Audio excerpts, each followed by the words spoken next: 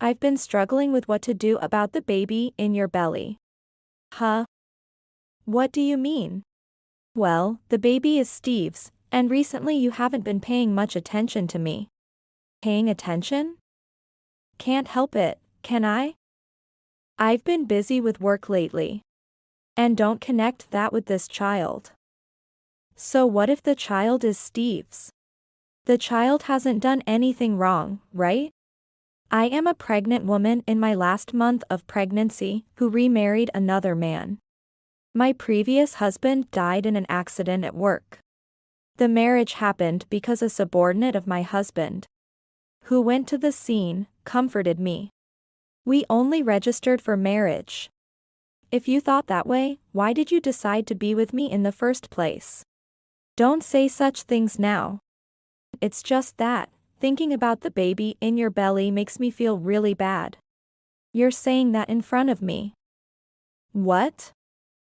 Your usual need for attention kicking in? Get over it. Don't project your feelings onto the child. I haven't forgotten when you proposed, saying, "I will love you," including the baby in your belly. I did say that, but still. My current husband, Kevin, is 10 years younger than me and craves attention. When Kevin comforted me while I was down, I thought he was a strong person. But living together, he suddenly craves attention and keeps trying to be affectionate. Kevin, knowing the baby in my belly is Steve's, still comes closer to me in bed every day, trying to be close. Stop it, it's disgusting. Hey, don't do that when there's a child in my belly. I'll do it after giving birth, so please, just bear with it now. The baby might be born in a week. The birth of my child was imminent, despite my body being ready to give birth at any moment. Kevin kept trying to get attention, which was annoying. Honestly, it's unbearable how disgusting it feels. My former husband, Steve, was calm and attentive, helping with household chores when things were tough, so I felt a significant disconnect with Kevin. Whether pregnant or in the last month, if something bothers him, he suddenly becomes sulky and seeks attention. Honestly, it's so annoying. How old are you again? Do you need so much attention? You're not a child. I don't know if it's because there's a 10-year difference between us. But if you keep this up, I'll consider divorce. After Kevin's persistent need for attention reached its limit, I got angry, and he left the room with a sullen face. What does he intend to do? While sighing in disbelief, Kevin suddenly entered the room and forcefully pulled my arm. Hey, what are you doing? You didn't have to say that much, I didn't think you would. I've reached my limit. I could lock someone like you in the basement. I'm at my limit too, stop it and let go. Kevin, pulling me forcibly, seemed a bit teary-eyed. Yet, he desperately pulled my hand and led me to the basement next to the bedroom. You made me feel this way, you stupid woman. Reflect on it there. Kevin said that and threw me into the basement. But, I could do something about this situation. Because this house, which also serves as an office for work, was built by me. Thus, it is equipped with security everywhere, and if I wanted, I could open it from the inside. Kevin, who just married, didn't know this. I have an annual income of $250 million and am the president of a company. And 3 days after I was locked in the basement, the door opened. What? What did you do? How did you open the lock? I'm having contractions. Call an ambulance. Kevin, upon seeing me in labor pains, got scared and ran away from the scene. Is this what someone who claimed to love me would do? Due to this event, I decided to divorce Kevin and also decided to spread the word about Kevin's annoying behaviors that had been bothering me until now. My name is Jenny, I am 39 years old, and I run an online business where I launched my original brand. Initially, the brand didn't take off, but gradually it became famous, skyrocketing in sales. And before I knew it, it had grown into a well-known brand with an annual revenue of around $250 million. My current husband was a fan of my brand and had been sending me messages enthusiastically for a long time. His approach was passionate, not only praising the brand but eventually starting to compliment even the photos of me posted on the website. "You are very beautiful. The person who launched the brand must be attractive and well-dressed. Thank you for your kind words. Such words motivate me and become a catalyst for creating better products. I treasure them." We had such exchanges over email. Over time, my husband's passionate appeals became excessive, to the point where he was almost like a stalker, begging, "Please, can we meet?" Initially, I refused. But I eventually gave in to the persistence of my husband, Steve, and agreed to meet just once. "Thank you for meeting me. This is just for this time." I agreed reluctantly because of your persistent requests, but this won't happen again. I had intended to make that clear at the beginning. However, what was supposed to be a light meal turned into a very enjoyable conversation with Steve, and we ended up going to a second location. "I'm sorry, I just had fun." "It's okay. I'm happy you said that. But this is a one-time thing, right?" "I also enjoyed today. Thank you for a wonderful day. I'll continue to support you from the shadows." With those words, Steve left. However, now I found myself unable to stop thinking about Steve. I inadvertently found his email address from our previous exchanges and found myself writing to him without realizing it.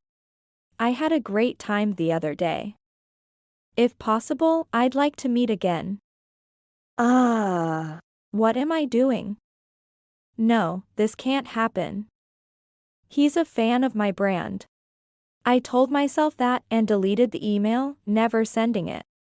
But before I knew it, I had written a similar email and pressed the send button unconsciously. Really? Is that okay? What made you change your mind suddenly? I snapped back to reality upon receiving Steve's email. I couldn't believe I had sent the email, but a part of me was happy. I was going to meet Steve again. The thought filled me with excitement. "I'm sorry for the sudden email. Is it okay? I'd like to talk again." I felt that if I missed this opportunity, it would become difficult to meet Steve again. So, I replied desperately, and that led to another meeting with Steve. "I'm happy we could meet again." "Me too." I was conscious and couldn't look at Steve's face. By this time, we had both realized we had feelings for each other. A year later, we happily got married. We were already expecting a child, 5 months into the pregnancy. "Nice to meet you, I'm Kevin, Steve's subordinate." "Pleased to meet you." Steve had brought Kevin, his subordinate, to our house for a drink. "See? I told you my wife is beautiful." Steve introduced me like that. Probably to prove something he had been told by Kevin during a drink after work. That I was beautiful. Really, she is beautiful. I'm jealous. It's great to have such a wife. At that moment, Kevin looked at me with envy, as if he saw something he desired. Steve must be spoiled by such a beautiful person. I'm envious. Honestly, I should have realized at that moment that he was trouble. 4 months after that incident, Steve, who was a construction site supervisor, died in an accident at the site. It happened all of a sudden. This can't be true. Why? Just when the baby is about to be born, why? I was speechless due to the shock of the event. I was so mentally drained that I thought I might just break down then and there. Are you okay, Jenny? I know it's tough that Steve suddenly passed away and all this happened. But you have a baby in your belly. It's not okay to give up. If anything happens, I'll protect you and the baby in your belly, so Kevin's words were strong, lifting my spirits that had been down. Through my tears, Kevin's figure overlaid with Steve's, and I found myself hugging him impulsively. I will protect you. For Steve's sake, I will be the one to protect Jenny. Kevin's face at that moment was unfamiliar, but he must have been serious. That's why I believed his words and agreed to register our marriage, swearing to hold a wedding ceremony after the baby was born. Right after we got together, Kevin moved into my house. From now on, please take care of me. I understand how you feel, but why come here right away? What about your apartment? I've taken care of everything today. I never really had much stuff to begin with, and I'm a minimalist. So everything I own fits in a carry-on bag. Kevin said this as he appeared in front of me, pulling a carry-on bag. Is that so? Well, that's fine, but what about your room? There are 2 empty rooms, but which one will you use? Which one to use is obvious, isn't it? It has to be your room. With those words, Kevin pushed my back and forcibly guided me to my room. Nice room. It has a double bed, so we can sleep together. Wait, are you serious? Isn't it too soon? I don't like this. What are you talking about? We're married, aren't we? Then it's no problem to sleep in the same bed. That's not the point. Kevin's behavior, eager to be affectionate, put me off.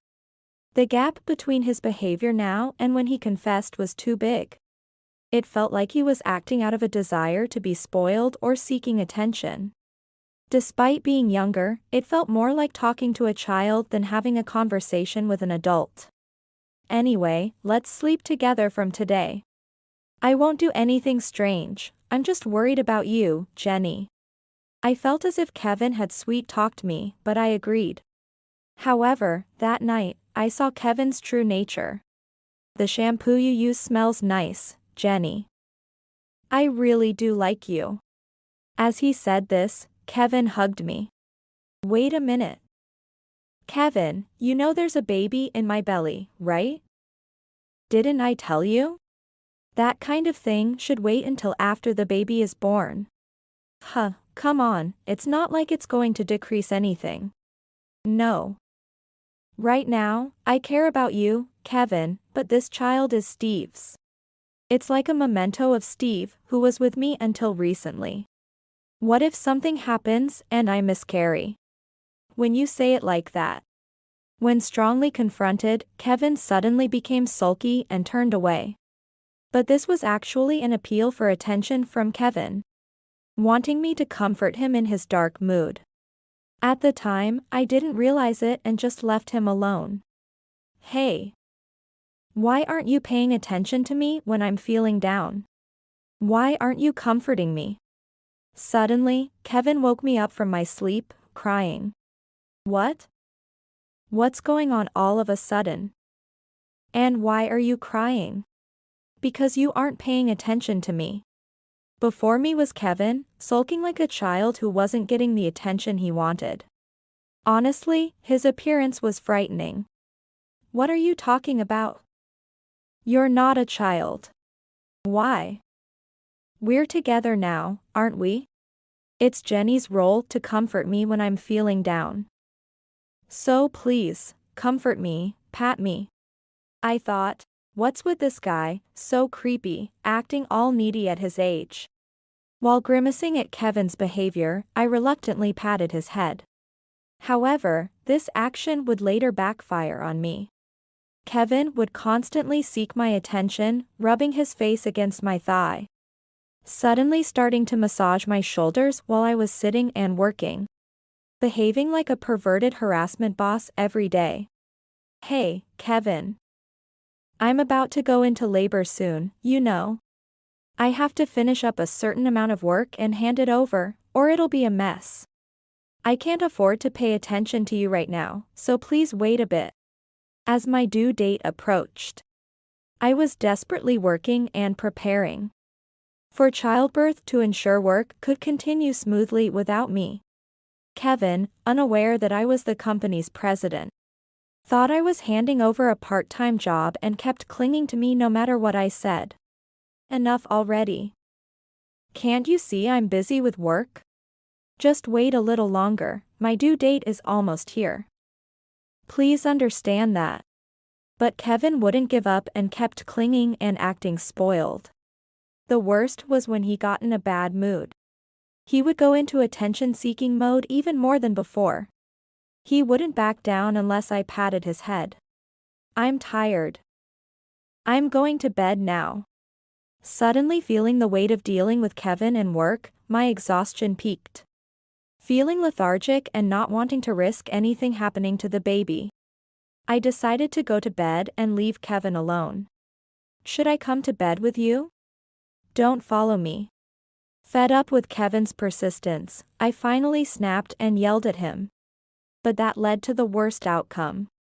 After a while in bed, Kevin came into the bedroom, sat on the opposite side, and started talking. I've been struggling with what to do about the baby in your belly. I was baffled by his sudden statement. He had promised to make me and the child happy after Steve, my former husband, passed away, and now he suddenly changed his tune. Rather than sadness, I felt a surge of dismay. If you were thinking that, why did you decide to be with me? Don't start saying things like that now. The words just slipped out. And Kevin, had he been jealous of the baby all along? Or was it just his way of saying he disliked the idea? But I believed those words stemmed from Kevin's desire for attention, not his true feelings at heart. Kevin then acted as usual, wanting my attention, and climbed into the bed, touching me. That was the last straw for me. How old are you again? Do you need that much attention? You're not a child, you know? I don't care if there's a 10-year age difference between us or not. If you keep this up, I'm going to file for divorce. Hurt by my words, Kevin left the room silently. Now I could finally sleep in peace. Just when I thought that, the door suddenly opened again. And Kevin grabbed my arm and dragged me into the adjacent basement. What are you doing? You made me feel this way, you stupid woman. Reflect on it here. Saying that, Kevin locked the door, leaving me unable to exit the basement. However, this basement was like a midpoint connected to another nuclear shelter. So being locked up here wasn't much of an issue, and Kevin didn't know that. I had built the basement with a double structure as a precaution in case of disasters like house collapse. The basement lock could also be opened from the inside if needed. But to do that, I had to go down to the shelter first. So, I decided to go down to the shelter to get the key. It's already midnight. It's not good for the baby, so I shouldn't overdo it. I'll just sleep for now. For the time being, I spent the night sleeping in the bed set up in the shelter. The next day, I came up with a good idea. Maybe it's time to give Kevin, the ultimate attention seeker, a scare. I still have time before the due date, and staying here for 2 or 3 days won't be a problem. I have an emergency laptop, so I can work from here. Yeah, let's do that. I decided to scare Kevin. But little did I know, this choice would lead to a tragic end. Yet, it's a fact that this served as punishment for Kevin, too indulged in his neediness. And I managed to discipline him. For 3 days, I stayed in the shelter. During this time, Kevin didn't interfere with me at all, it was all quiet. This feels off. I thought he'd at least check on me if not a day passed. The mundane days continued. Then, 3 days later, I suddenly went into labor. It was too early. No way. Labor pains. This is bad, it's too soon, isn't it? You're not supposed to be born for another 5 days at least. While enduring the pain, I crawled to the door with the key, opened it, and fell to the ground with a bang. Hearing the loud noise, Kevin rushed in, his face drained of color as he saw the scene before him. My water had broken, and a large amount of amniotic fluid was flowing on the floor. What? What did you do? How did you open the lock? I'm in labor. Call an ambulance. Panic ensued. Attracted by the commotion, an unfamiliar woman appeared from a back room. Screamed in shock at my sight. Ah! What? Are you okay? Stupid, why are you coming out? Just go, we're leaving. We can't just leave in this situation, we need to call an ambulance fast. Just do it quickly, we're getting out of here. Kevin attempted to drag the woman away, but she shook off his hand and approached me. Are you okay? I'll call an ambulance right now. You. Do whatever you want. Kevin left us and fled. I was then taken to the hospital by ambulance, gave birth. But the child passed away shortly after birth. The rapid stress on my body and complications after the water broke were to blame. It was heartbreaking. I'm sorry, I couldn't be of more help. It's okay, I'm grateful you called the ambulance. By the way, what's your relationship with Kevin? He picked me up the day before meeting you, saying, "This is my place." What was he thinking? He boasted about picking up different people for fun. So probably. I see. Did Kevin do anything weird to you? He was really clingy when I was sleeping. It was so creepy that I was planning to leave the next day, and then you. So he turns into an attention seeker with any woman. Are you sure you're okay, after just giving birth? Hey, can I ask you for a favor? I decided to seek revenge on Kevin. Being locked in the basement was one thing. But the loss of the life that was supposed to come into this world was another. I couldn't give birth to the child of the man I loved most, Steve. I want revenge on him. Because of Kevin, my child is gone. He killed the child of the person I cherished most. I can't let this go. So, help me. With tears pooling at the corners of my eyes, I told her this.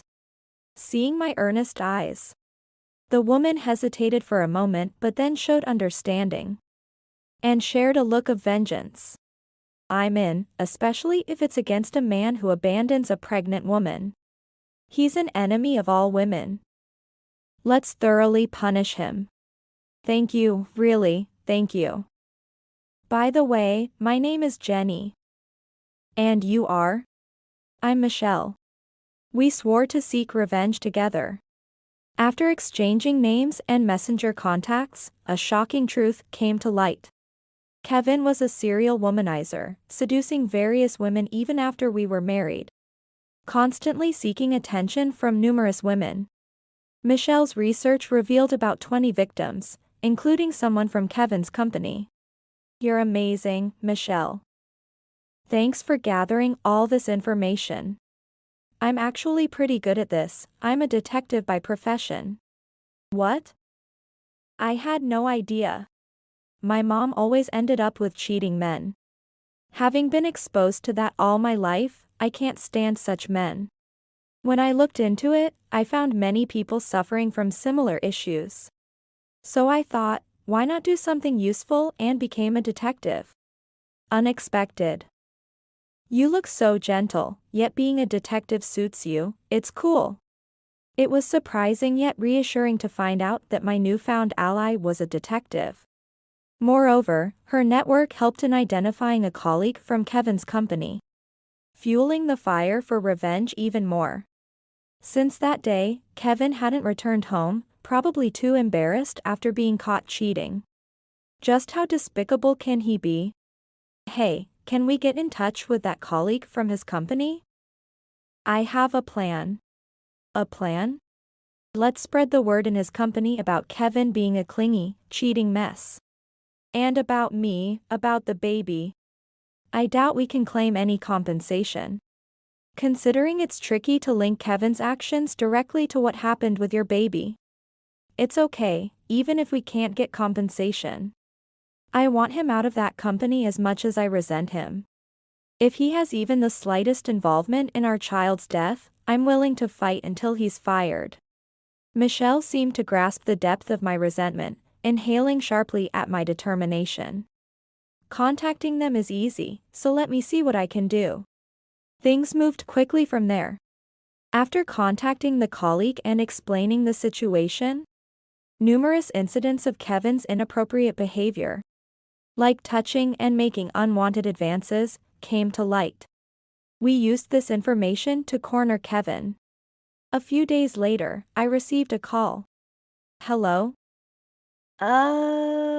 It's me. Sorry for not coming home until now.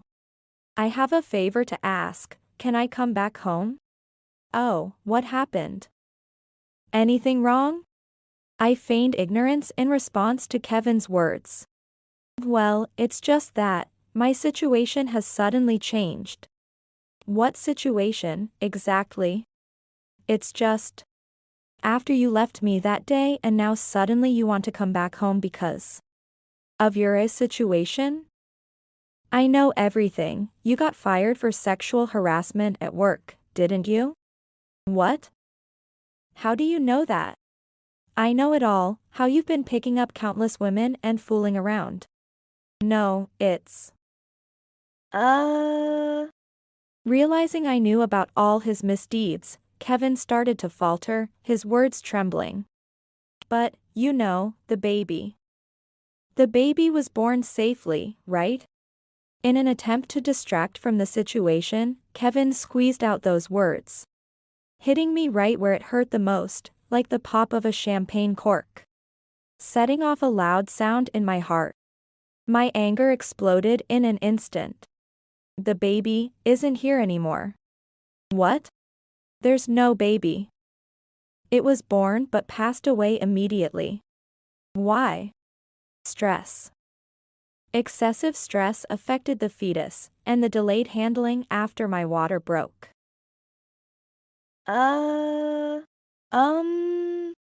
Hearing the situation, Kevin seemed unable to say anything more. It felt less like awkwardness and more like an apology, a sense of regret coming through. I think it's best for us to get a divorce. So, it's come to that? Of course. I can't be with you. Don't come back home. I'm sorry. It's too late for apologies. I believed in you, even when you were overly clingy. I thought you had a kind heart. You're the worst. Tears uncontrollably streamed down my face, the warmth stimulating my nose, causing my tears and mucus to flow alike. I was sobbing over the phone. Kevin quietly listened to my breakdown. As I calmed down and was about to hang up, a muffled voice came through. I'm sorry, it's my fault. Can you forgive me? His voice, faint and filled with regret, perhaps even crying, came through the speaker. I'm sorry, but no. We'll discuss the divorce later at a cafe.